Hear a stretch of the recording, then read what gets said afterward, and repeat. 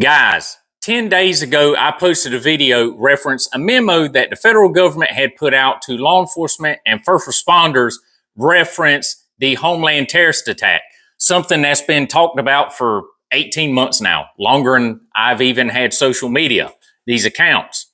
And I reached out to some of my old buddies, and no one had heard anything about this memo that was going out to law enforcement and first responders. Talked to a couple people at different agencies. No one heard anything. I looked around and hadn't seen anything besides the press release. So the other day, looking around on X as always, and I'm going to give a shout out to this channel, APEXGUARD, all one word. If you have X, go over to APEXGUARD. Lots of information. They've got the memo and the press release. So here's the law enforcement and first responder memo. This comes from the NCTC, which is the National Counterterrorism Center, right here. I'm not going to hit on all of this because there's a good little bit here and there's charts and things like that. So as always, I will have the link in the bio so you can pull this stuff up and look at it yourself. I highlighted a few areas here, marked it up that I want to go over with you all, and then you can go and check this out for yourself. So this comes from Spotlight, which is the Counterterrorism Digest. It is marked unclassified. So al-Qa'ida's recent calls to conduct attacks in the U.S. highlights its enduring threat to public safety.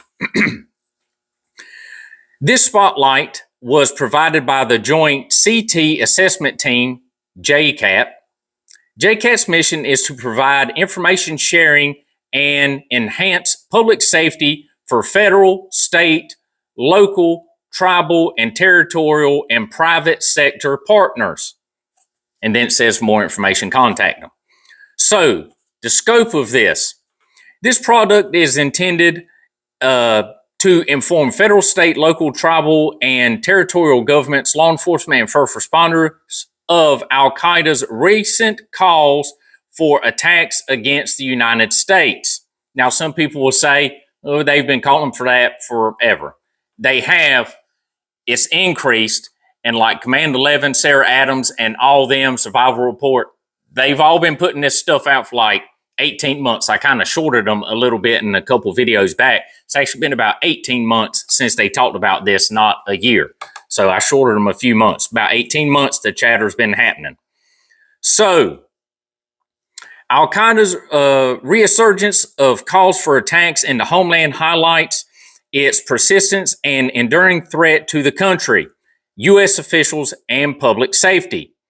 Al-Qaida and its Yemen-based affiliate, Al-Qaida in, I'm going to butcher this, Arabian Peninsula, it's the AQAP, the only affiliate to have successfully enabled an attack in the homeland, are likely seeking to leverage their media publications and global conflicts, particularly where there is U.S. support or military involvement, to inspire potential attackers.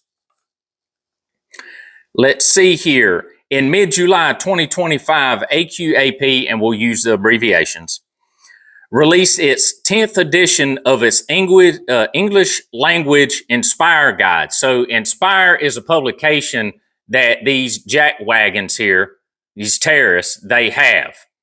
They've got an English version, of course. You got to be inclusive. So the second issue within a month, which I assume is a big deal, celebrating recent attacks in the U.S. and calling on its supporters in the homeland to conduct attacks using simple attack methods such as firearms, explosives, knives, vehicle ramming, or Molotov cocktails. The publication highlighted that popular targets were individuals or organizations that support Israel, as well as law enforcement and the government, most certainly to reference, this references the U.S. government.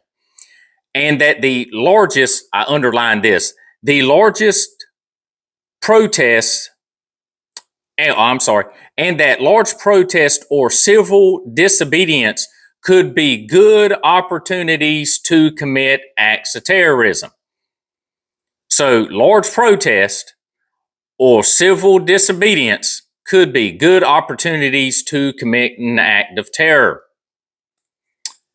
In June, AQAP leaders, I'm not even going to attempt that joker's name, released a video titled, let's see here, Inciting the Believers, calling for attacks against the U.S. President, Vice President, Secretaries of Defense, which is now Secretary of War, the War Department, and state and members of Congress, their families, and at least one private citizen. Not just government officials, not just law enforcement, private citizens. In his speech, Jack Wagon urged revenge, that reciprocity is legitimate, and said that there was no distinction between civilian and military targets. In June, AQAP published the 9th edition of Inspired Guide, or Dummies Digest, whatever you want to call it, A Message Beyond Bullets. Sounds nice. It's a nice title there. Attack on the Jewish Capitol Museum in Washington, D.C. The article focused on inciting lone actor attacks against the U.S. and called for Muslims in America to take action, likely in an attempt to capitalize on the killing of the 2 Israeli embassy employees in front of the Jewish Capitol Museum in May.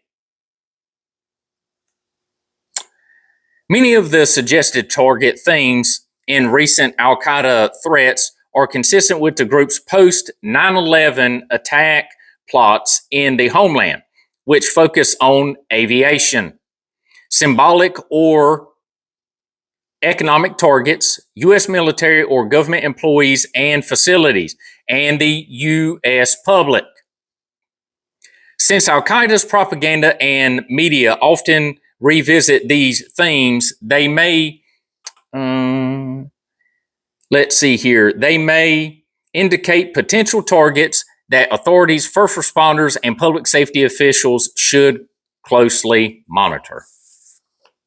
I'm not the best public type reader, so you'll have to give me a little grace here. All right, we'll slide through some of this here, and I'm going to hit on this last part. I want you all to go to that link and read the rest of this stuff. Government and public officials, violent extremists may justify or incite violence against targets and represent or are linked to perceived grievances or alleged ideological opponents to foment chaos, fear, or political instability. It is critical to maintain awareness of current TTPs that may be used by lone offenders, so lone wolves, or small group attackers, and enhance digital legitimacy to better protect online activity, patterns of life, and personal security, to include alter daily routes to avoid surveillance. Should be doing these things anyways.